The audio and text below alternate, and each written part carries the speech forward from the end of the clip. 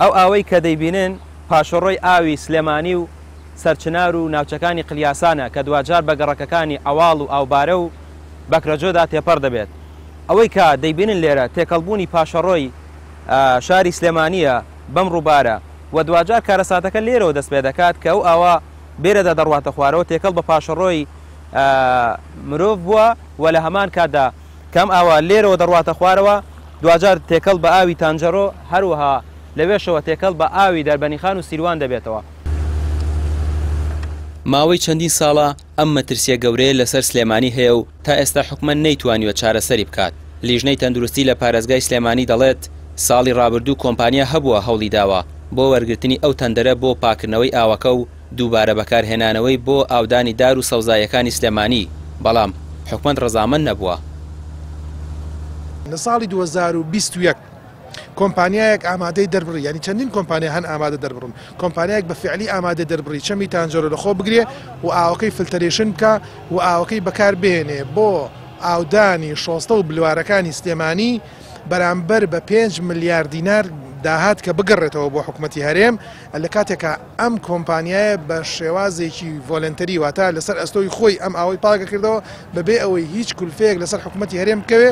ئەمە دوو خازانجیە بوو، یەکەمیان ئاوەکەی بەکارهێناوە بۆ ئاودانی شۆستە و بلوارەکان و دارەکانی سەوزایی سلێمانی و لە هەمان کات ئاوەکەی پاکە کردەوە و لە هەمان کات بەشێک لەو موادانەی ئەکردەوە بە سەمادی کیمیایی بە سەمادی زراعی و لە هەمان کات ئەو 5 ملیارد دینارەی کە ساڵانە تەرخانەکرێ بۆ ئاودانی شۆستە و بلوارەکانی سلێمانی بۆ حکوومەتی هەرێمە گەڕایەوە تراونە ئیداری سلێمانی سوودی دری لێ ببینێ.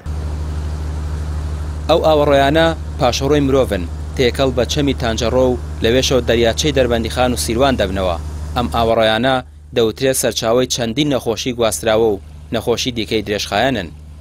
بیرمان نەچێ هەندێک نەخۆشی تریش هەیە کە لە نەخۆشیێنە گوازراوەکانن، بەڵام یەکێ لە هۆکارەکانی بریتێ لەم ئاوە قۆرسانەی کە تێکەڵاو بن، ئەویش بەهۆی کۆبوونەوەی مێتاڵە قورسەکان، ماددە قورسەکان کە ئەبنە هۆی توشبوون بە ژەهراوی بوونێکی درێژخایەن. ئەمانش هەم خۆیان یەکێکن لە هۆکارە سەرەکیەکانی هەندێک نەخۆشی. ئەوەی کە نزیکن لێوەی ئەوانە شتێکی جایە، شێوەیەکی تر لە ئەزیەت هەیە بۆ سەریان، بەڵام گواستنەوەی نەخۆشیەکە بە تایبەتی نەخۆشیە گوازراوەکان لە ڕێگای بەرکەوتنی ڕاستەوخۆیە. جا نەخۆشیەکانی پێست بەرکەوتن بە ئاوەکە یەکسەر ئەگوازرێتەوە. نەخۆشیەکانی تری وەکو گرانە تاو، نەخۆشیەکانی سکچوون و ئەو جۆرە نەخۆشیانەی تر ئەوانە لە ڕێگای بەکارهێنانی ئاوەکەوەی. جا ئەو بەکارهێنانە بۆ خواردنەوە بێت ڕاستەوخۆ، یان هەندێک جار کە ئێمە بۆ دەستشتن و بۆ پاک و تەمیزی بە حسابی خۆمان بەکاری دێنین.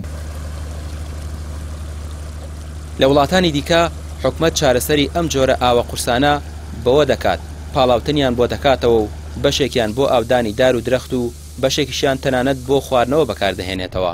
بەڵام لە هەرێمی کوردستان هاوشێوەی زۆربەی سێکتەرەکانی دیکە حکومەت ئەوەشی پشتگوێ خستووە. ڕامیار عوسمان، کەناڵی پەیام، سلێمانی. ئەم ئاوەی کە دەیبینن پاشەڕۆی